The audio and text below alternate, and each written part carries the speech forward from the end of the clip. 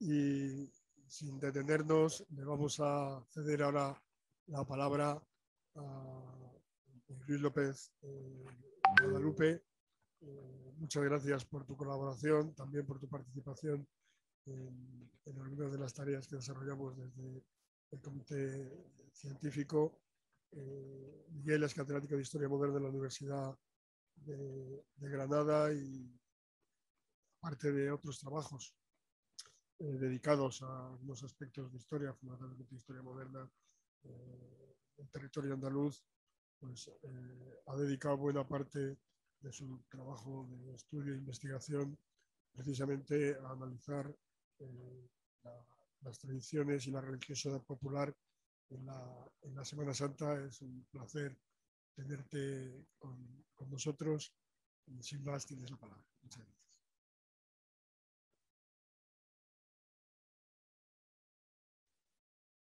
Muchas gracias, Julio. ¿Se escucha bien? Sí, perfectamente. Y muchas gracias a la organización de este congreso de redes, de la red de Semana Santa y Pascua, que está haciendo una labor tan destacable para realzar lo que es un patrimonio material, inmaterial y unas señas de identidad. Y por supuesto, saludos a los compañeros de Palermo, porque bien nos hubiera gustado estar hoy allí, en esa preciosa ciudad. ¿Puedo poner yo el PowerPoint o cómo? ¿O lo ponéis vosotros? No, compártelo tú y comparte la pantalla.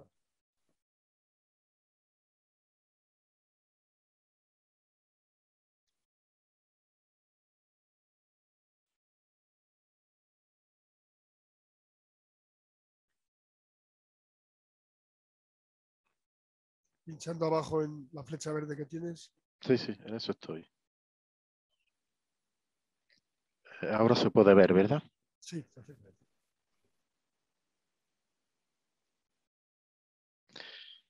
Bueno, pues voy a ir completando algunas ideas que sobre todo ha desarrollado ya José Luis y que hemos visto también en la tradición portuguesa y que seguramente se van a ir repitiendo.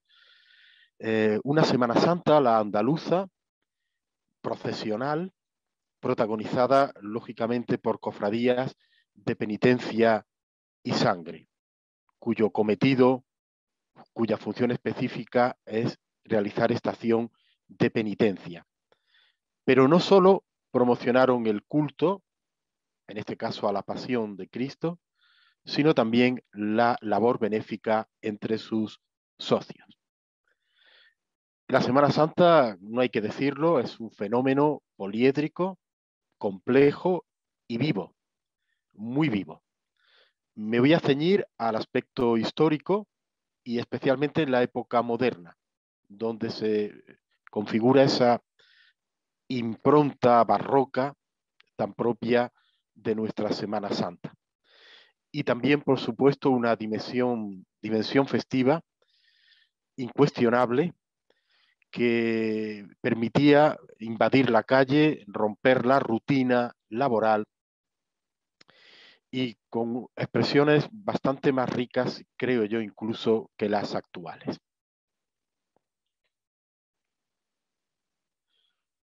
En cuanto a los orígenes del fenómeno de la Semana Santa procesional, pues lógicamente, como es sabido, estuvieron sujetos a controversia.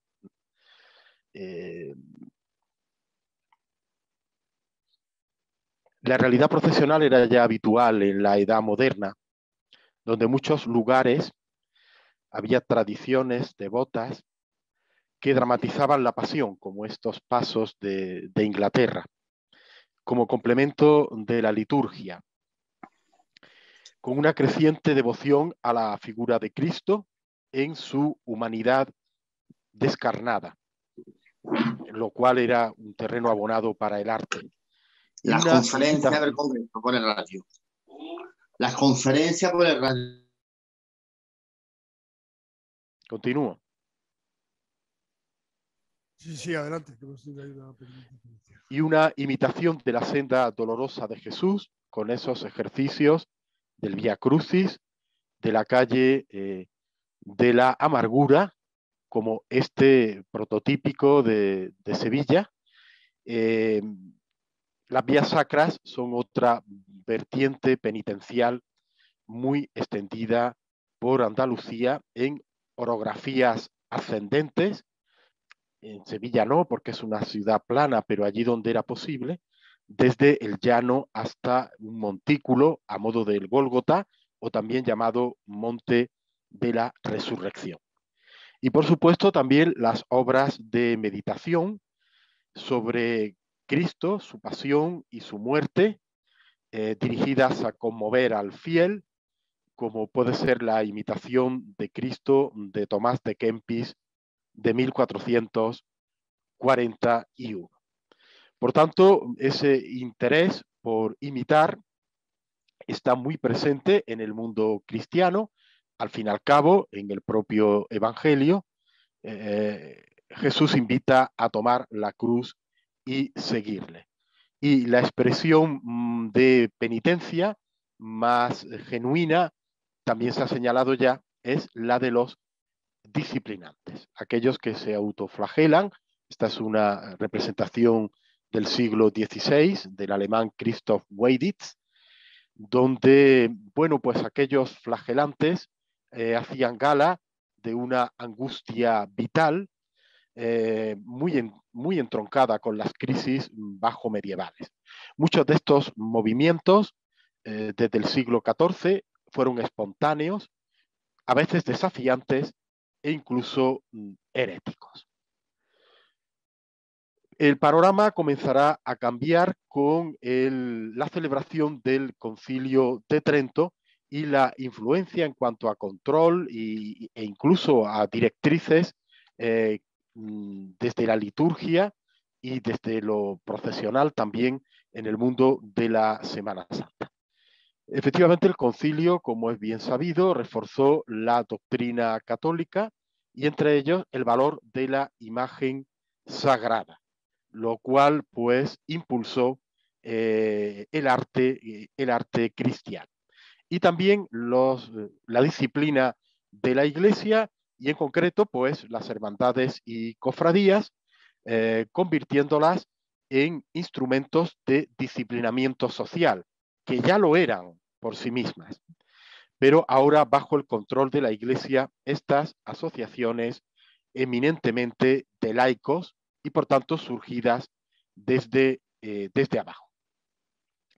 Y así se mantendrá este maridaje entre la jerarquía de la Iglesia y el ámbito confraternal hasta las críticas ilustradas del siglo XVIII. Por tanto, estamos en la época de mayor esplendor, no exento de roces entre la Iglesia oficial y la religiosidad popular, pero que trajo consigo esa autorización, antes hemos visto el escrito papal, de la disciplina pública, de la figura de los disciplinantes, en concreto de la Veracruz, bajo inspiración franciscana, con el Vivae Vocis Oráculo de Paulo III en 1536, previa petición del cardenal don Francisco de Quiñones. Así es como se conserva en la actualidad en San Vicente de la Sonsierra, en Logroño, en La Rioja. La Iglesia oficial siempre consideró las procesiones como subordinadas a la liturgia, como prolongación del trisagio sacro, que entonces se celebraba jueves, viernes y sábado, día en el que ya se conmemoraba la resurrección. Y por tanto, pues un añadido más a ese revestimiento de los templos, a esa majestuosidad del monumento eucarístico, del jueves al viernes santo, como vemos en la imagen en el caso de la catedral sevillana, y en fin, como uno más de los elementos externos que colaboraba en la profundidad de los días santos. y que en el caso de las cofradías se concretaba en las estaciones de penitencia. Además de los actos litúrgicos, también fueron muy frecuentes los sermones dirigidos a los fieles para provocar su conversión, como los sermones del mandato, de la pasión, de las 7 palabras o de la soledad de María, o pláticas también de disciplinantes. De esta manera comenzaban las estaciones de penitencia después de los sermones, y también participaban en estos días no solo las hermandades penitenciales, sino las sacramentales, con el adorno del monumento del Jueves Santo en todas las parroquias. Por tanto, desde el principio era ya una magnificación de los sentidos, con un recurso a estímulos emocionales para conseguir logros espirituales, y que está muy ligado, como acabamos de escuchar, con las experiencias místicas. En el caso español, pues Santa Teresa de Jesús, como vemos, pues contemplando a Jesús sufriente, pero no solo ella, San Juan de Ávila, San Juan de Dios, San Ignacio de Loyola, San Juan de la Cruz, todos estos manifestaron una adhesión, por no decir adicción, a las imágenes sagradas. Los modelos de la estación de penitencia que se fueron fraguando durante el siglo XVI son, en un primer momento, el caso de la procesión de disciplina pública bajo el modelo de la Veracruz, con esa inspiración franciscana.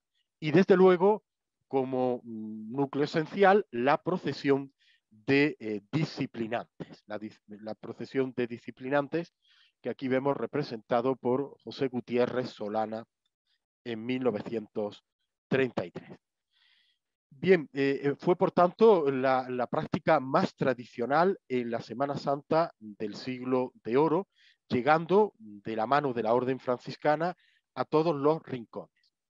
En algunos lugares nacen estas cofradías de manera espontánea, pero de un modo u otro acabaron siempre bajo el amparo de los franciscanos, que la difunden por toda España a través de sus conventos y también a través de su labor misional.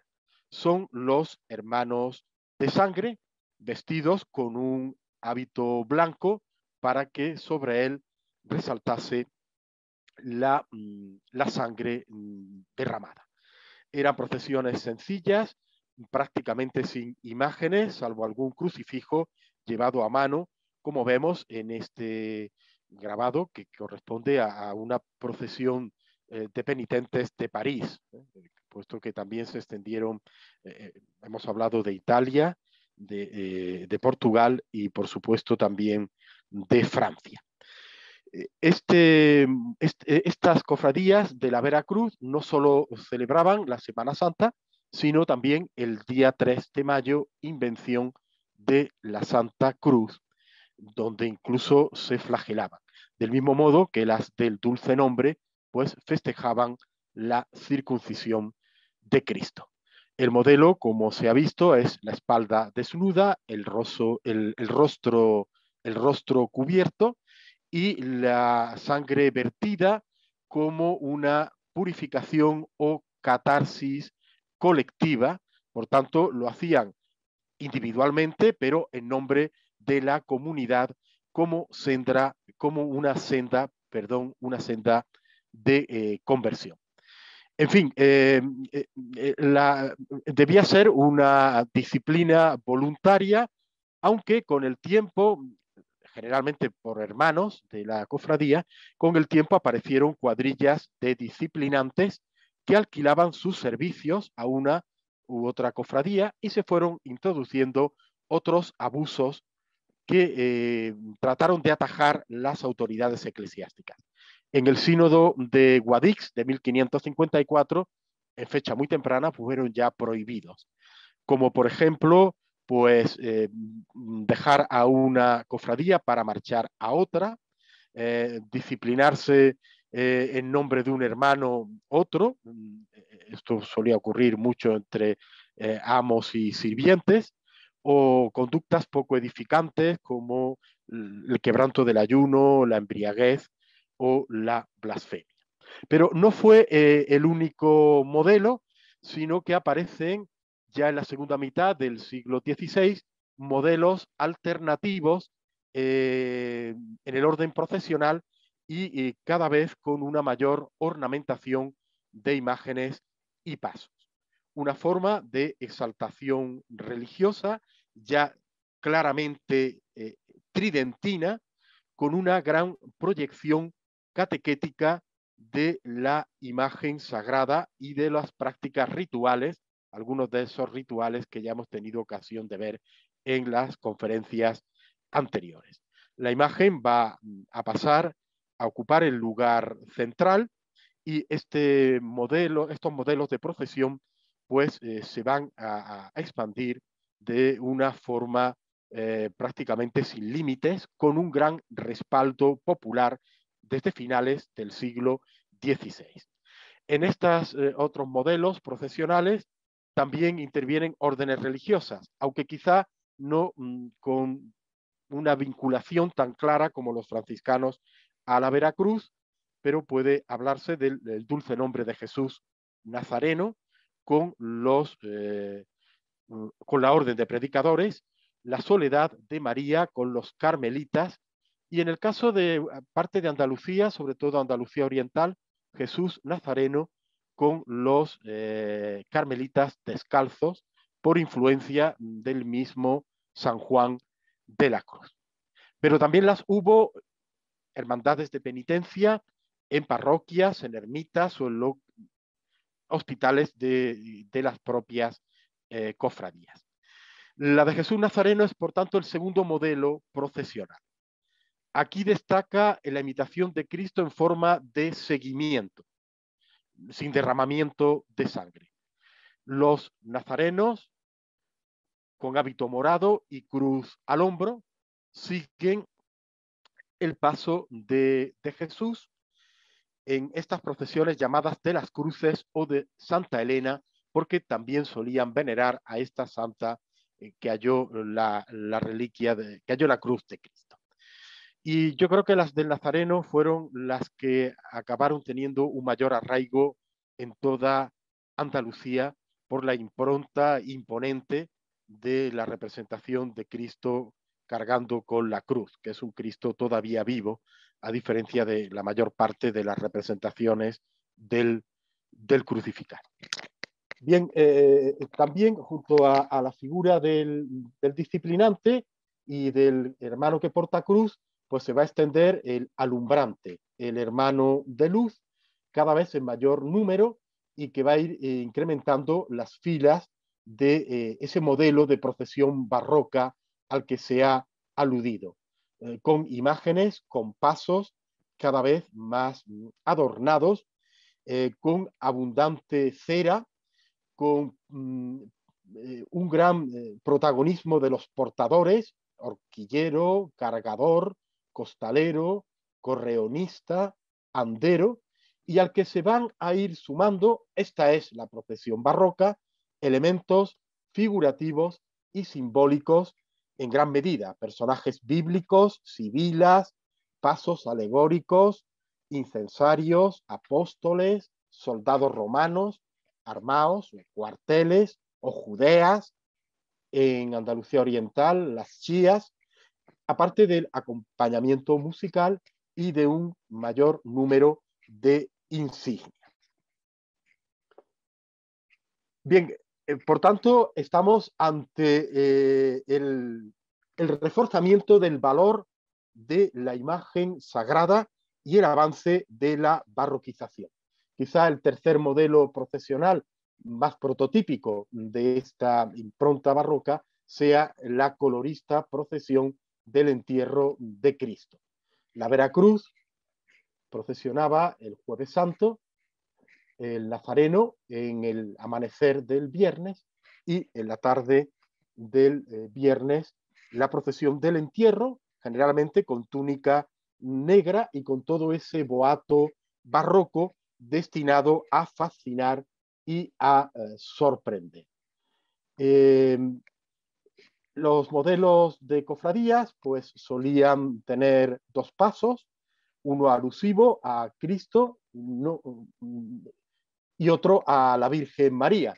Va a continuar esa dramatización de origen medieval con esta imagen que ya hemos visto antes de la ceremonia del desenclavamiento de Cristo en esta representación vallisoletana de 1722. Se van a ir multiplicando las advocaciones, en el caso de Cristo, Nazareno, cautivo, exeomo, Veracruz, sangre, pasión, humildad y paciencia, expiración, entierro, y también en el caso de las vírgenes, dolores, soledad, angustias, lágrimas, amargura, esperanza, además de otros personajes que van a introducirse en los pasos, como puede ser San Juan, la Magdalena, la Verónica, y esta realidad de los que llamamos pasos de misterio. Este en concreto, de las tres caídas, correspondía a la Granada del siglo XVIII. Además, muchas cofradías aumentaron el número de pasos y en su interior se forjaron pues, secciones o escuadras para procesionar y rendir culto a estas imágenes. Como se ha señalado también, lo local se afirmó con estos modelos profesionales, acompañado del esplendor artístico del barroco, con esas imágenes tan elocuentes, derivadas en el caso meridional de las escuelas sevillana y granadina. Vemos aquí el Cristo, está en Madrid, pero es el Cristo del Desamparo de Alonso de Mena, con toda su expresión.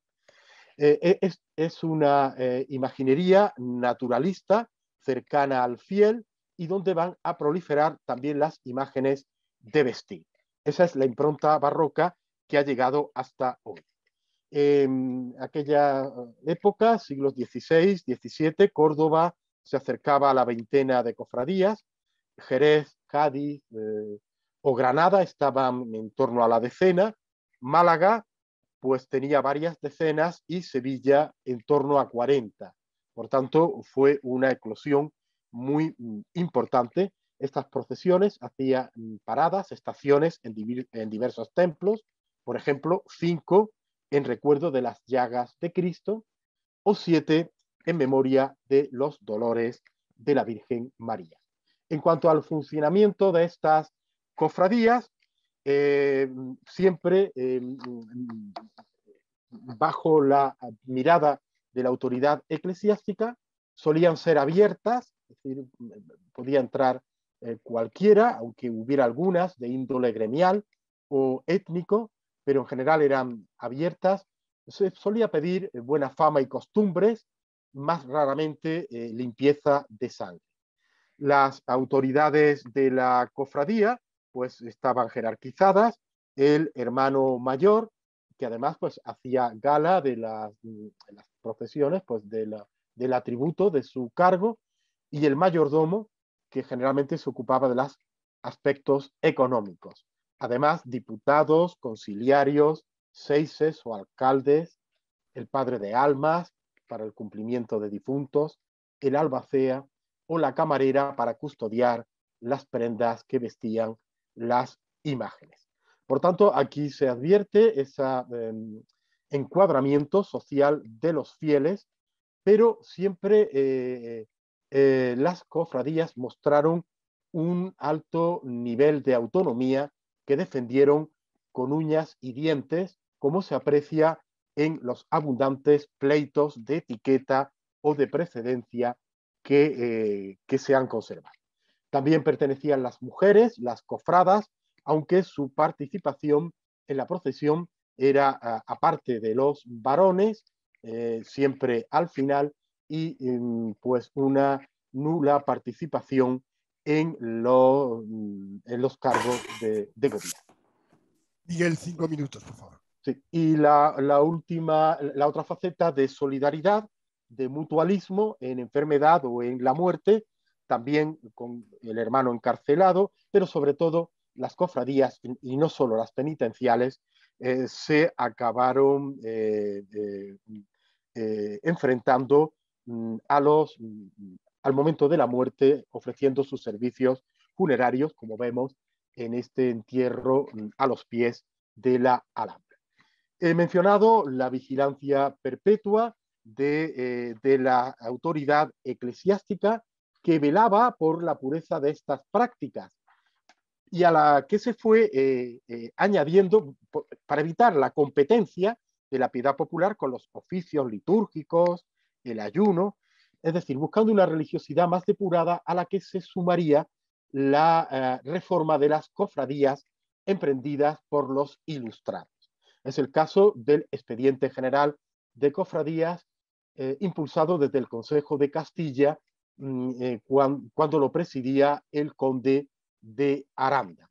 Esto llevó a la supresión de algunas procesiones, bueno, pues a regular los horarios, los rostros debían ir descubiertos y la prohibición general de disciplinantes, aquellos que todavía retrataba Francisco de Goya, disciplinantes y empalados en 1777, aparte de una reforma de mayor escala, pero de escaso fruto en cuanto al reducir el número de cofradías. Pero ciertamente sus prácticas quedaron arrinconadas al terreno de lo castizo, cuando no de lo fanático o de lo supersticioso, como con frecuencia se les acusaba, con estas escenas costumbristas como la que representa esta pintura sevillana de Cabral Bejarano.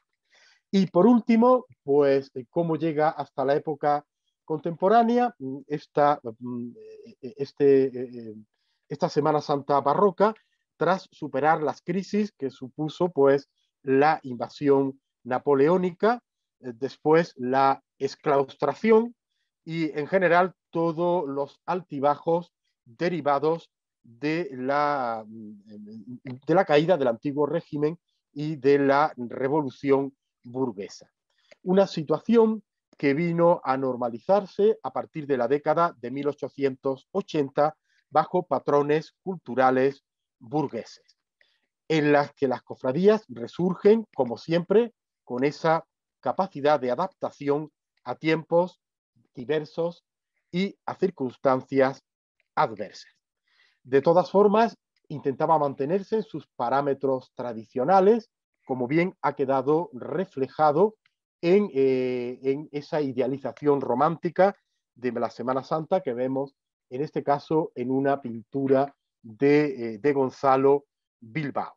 En algunos lugares desaparecieron las procesiones y quedaron reducidas a una procesión oficial, como ya había ocurrido en Madrid, y claro, la corte siempre tenía mucha proyección.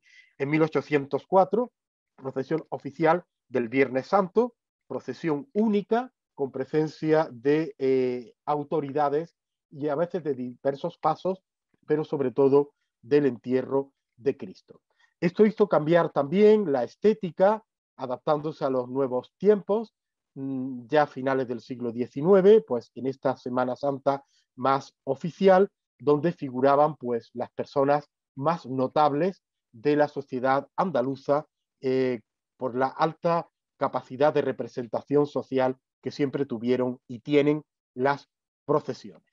Por tanto, hay una confluencia de intereses, hay estrategias de apropiación, pero siempre, como digo, por encima de todo, la fidelidad al pasado, la autonomía de las cofradías y, bueno, y también una cierta senda de conservadurismo. Trataron de conservar aquellos rituales, lo acabamos de ver en el caso de Portugal. Este es el paso que se celebra en la mañana del Viernes Santo en la localidad de Almuñécar. En fin, un romanticismo, un historicismo del que nos dan buena cuenta viajeros extranjeros y esas escenas costumbristas. Y por último, ya en el siglo XX, pues un cambio en la estética cofrade. Aquí vemos una magnífica pintura de Joaquín Sorolla, lo que podía ser ya pues, la introducción del paso de palio como hoy lo conocemos. La Semana Santa del siglo XX pues, conoció una gran eclosión en distintos momentos, así como la aparición de organismos cofrades para coordinarla. En este sentido, la agrupación de Málaga pues, cumple precisamente ahora su primer centenario. Y las oleadas fundacionales fueron en torno a los años 20, donde resurgen muchas cofradías antiguas y se fundan otras, con la bonanza económica y con el auge de lo regional y de lo local, dado que la Semana Santa pues, acentuaba esas señas de identidad. Una segunda oleada después de la guerra civil, que había traído en muchos lugares, sobre todo de Andalucía Oriental, la destrucción del patrimonio artístico, y que se refuerza bajo la exaltación religiosa del nacional catolicismo, muy proclive a estas manifestaciones, pero que pronto se vieron desbordados por el fervor popular. Y finalmente, después de la crisis de los años 70, crisis económica, pero también cambio de sensibilidad en la sociedad y en la propia Iglesia, ese boom fundacional de los años 80 y 90 del siglo XX, que ha traído pues, un enriquecimiento del número, un aumento del número de las cofradías y un enriquecimiento desde el punto de vista estético del patrimonio, multiplicación de las actividades cofrades en lo social, en lo cultural, y que han conformado la Semana Santa que tenemos en nuestros días. Pues esto es todo por mi parte. Muchas gracias. Muchas gracias, Miguel, por este repaso a la evolución de la Semana Santa, quizá esta capacidad de transformación y de adaptación a los tiempos en las diferentes realidades sociales y coyunturas es lo que ha permitido que la Semana Santa goce del excelente estado de salud y de la popularidad que en estos momentos podemos disfrutar. Yo creo que un fantástico repaso y muchísimas gracias por tu intervención.